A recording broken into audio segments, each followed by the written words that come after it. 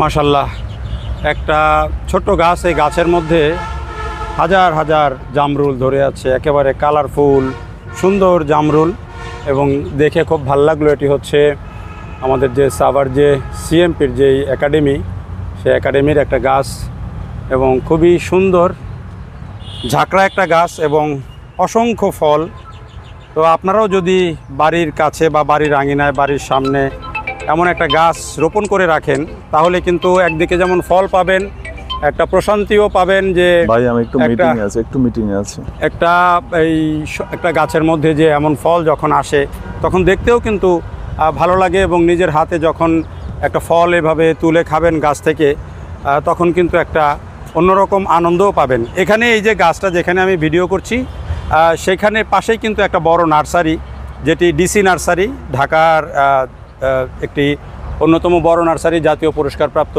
ঠিক তাদের পাশেই কিন্তু, নার্সারির পাশেই এই গাছটি, যদিও এই গাছটি হচ্ছে আমাদের ওই যে মিলিটারি পুলিশের ট্রেনিং একাডেমি, যেটি একাডেমির জায়গায়, এবং এটি সুন্দর জায়গায় নিয়েছে। কিন্তু আমরা ফলটা সম্পর্কে একটু জানি যে ডিসি নার্সারির স্বত্বাধিকারী দীপকদা আছেন এখানে। দীপকদা, বলেন তো যে এই যে নার্সারি, আমরা তো দেখলাম নার্সারিতে, আর এই যে এই ফলটি আমাদের কি পুষ্টি দেয়, এর পুষ্টিগুণ কেমন?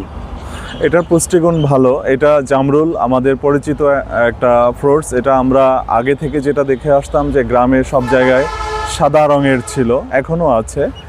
আর এইটা মূলত থাই ভ্যারাইটি। এগুলো ধীরে ধীরে ওই থাইল্যান্ড থেকে এসে আমাদের এখানে জায়গা করে নিয়েছে। তো ফ্রুট বেয়ারিং দেখতেই পাচ্ছেন, অনেক সুন্দর, এবং এগুলিও আপনার তাপপ্রবাহের কারণে অনেক ফল রিসিভ করে নাই। এর যা ফল রয়েছে এর থেকে 3 গুণ বেশি ফল হয়, এবং ফলের সাইজও অনেক বড় হয়।